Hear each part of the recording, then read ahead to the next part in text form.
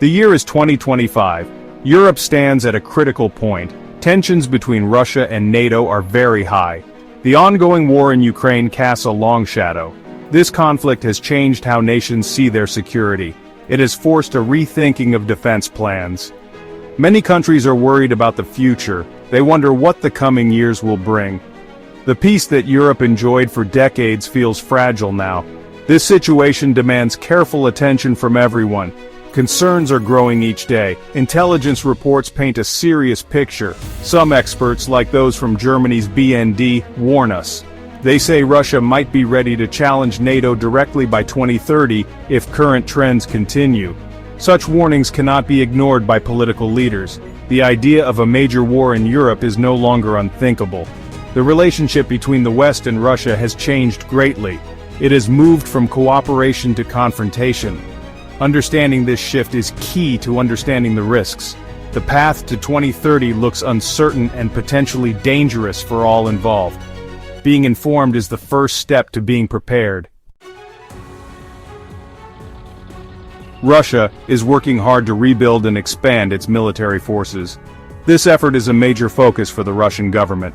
They are spending a lot of money on their armed forces. News reports show a significant increase in defense budgets. This spending shows Russia's serious military ambitions. The world is watching these developments very closely. These actions have big impacts on international security. It changes the balance of power in many regions. Recent intelligence reports provide some numbers. For example, Russia's defense spending is expected to be huge.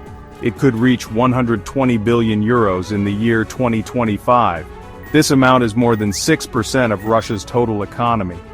This level of spending is very high for any country. It shows that military power is a top priority for Moscow. This investment covers new weapons, equipment, and soldiers. It signals a long-term plan for military strength. Russia also plans to increase the size of its army. The goal is to have 1.5 million soldiers. This is a very large number of troops. NATO countries are paying close attention to these developments. Russia is not just increasing numbers, it is also modernizing. A key part of this is creating new military branches. One new branch is the Russian Unmanned Systems Forces. This highlights how important drones have become in modern war. Drones can be used for watching enemies and for attacking. This new force will focus on developing and using drone technology. It shows Russia is learning from recent conflicts like in Ukraine. Moscow is also improving its existing weapons systems. For instance, reports from May 2025 show changes to the Iskander missile. This missile system was modified to counter the Patriot system used by Ukraine. Russia is also testing new types of ammunition. This includes tungsten-based counter-drone cartridges tested recently. Furthermore, Russia is increasing its military presence near NATO borders. This is especially true along its borders with Finland and Norway. A new army headquarters is being set up in Petrozavodsk. This location is close to the Finnish border. This buildup of forces near NATO territory is a clear signal. These changes are making Russia's military more capable.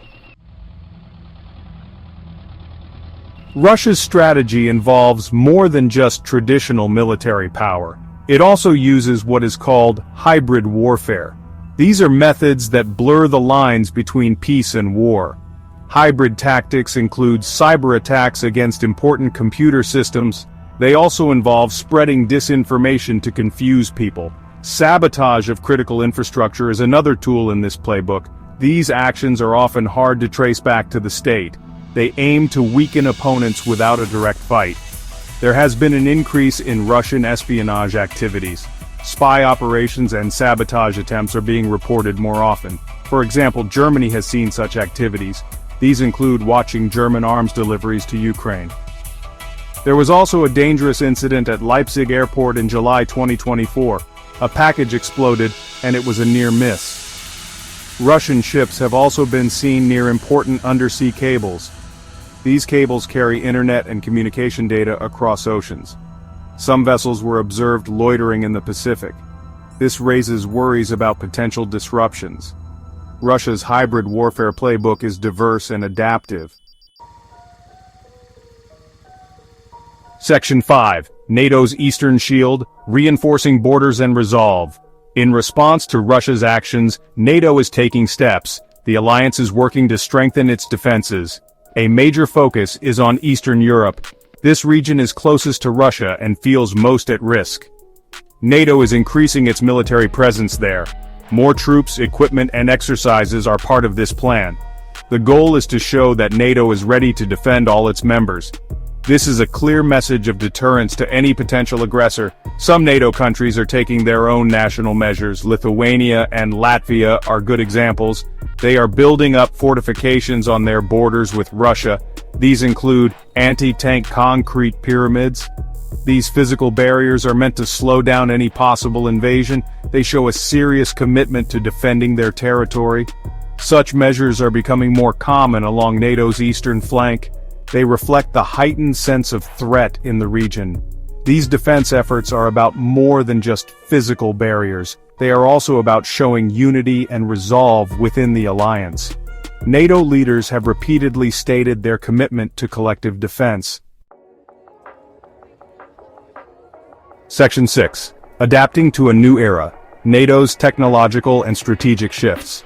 NATO is also adapting its strategies and technologies. The conflict in Ukraine has provided many lessons. One lesson is the importance of cyber warfare and electronic warfare. The United Kingdom, a key NATO member, is responding to this. The UK plans to bring its cyber and electronic warfare operations together. They will be under a new, unified command. This will help them react faster and more effectively to these kinds of threats. This shows how NATO countries are learning and changing. Technology is playing a bigger role in defense. NATO members are investing in new systems. For example, Lithuania is improving its air defense. They are buying Bolide missiles. Better air defense is crucial for protecting against missiles and aircraft. Germany is also looking at new technology. They are working with companies like Nokia and BlackNet. The aim is to create smarter battlefield networks for better communication.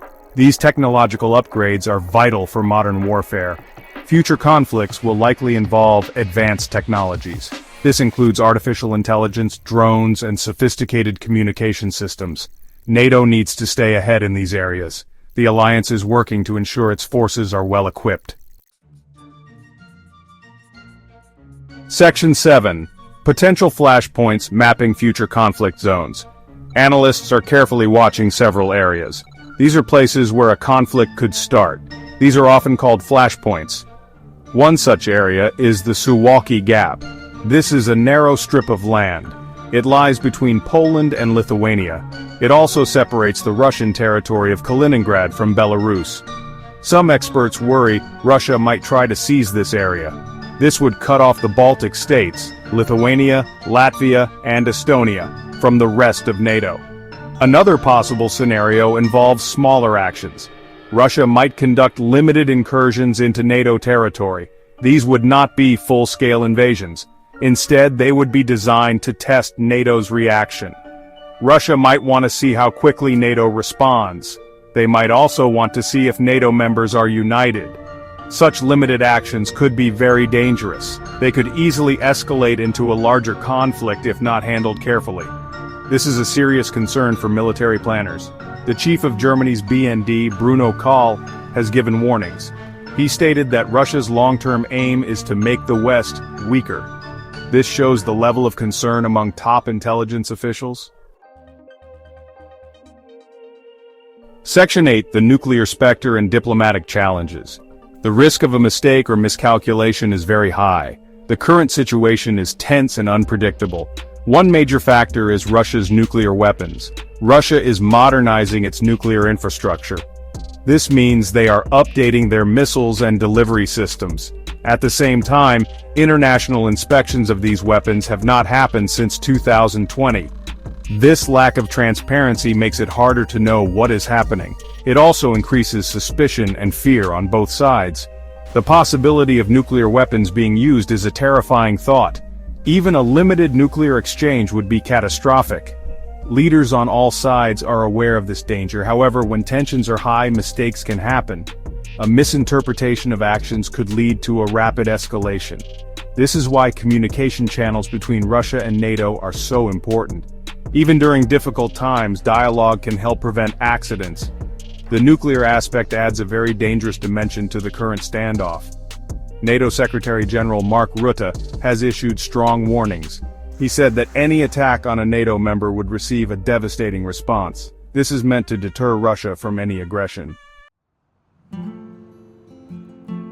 Section 9. Navigating the Decade, Vigilance, Diplomacy, and the Future of Peace. As we look towards 2030, the path ahead is challenging. The relationship between Russia and NATO is at a low point. Russia is rebuilding its military strength. It is also using hybrid tactics to achieve its goals. NATO is responding by strengthening its defenses and adapting its strategies. The risk of conflict, whether accidental or intentional, is real. This situation requires careful management from all sides. The future of peace in Europe depends on the choices made today. Vigilance is essential. NATO and its member countries must remain watchful. They need to monitor Russia's actions closely. Intelligence gathering and analysis are critical. This helps to understand Russia's intentions and capabilities. Being prepared for different scenarios is also important. This includes having strong military forces. It also means having plans to counter hybrid threats like cyber attacks and disinformation. A strong defense can deter aggression. However, defense alone is not enough. Diplomacy must also play a central role.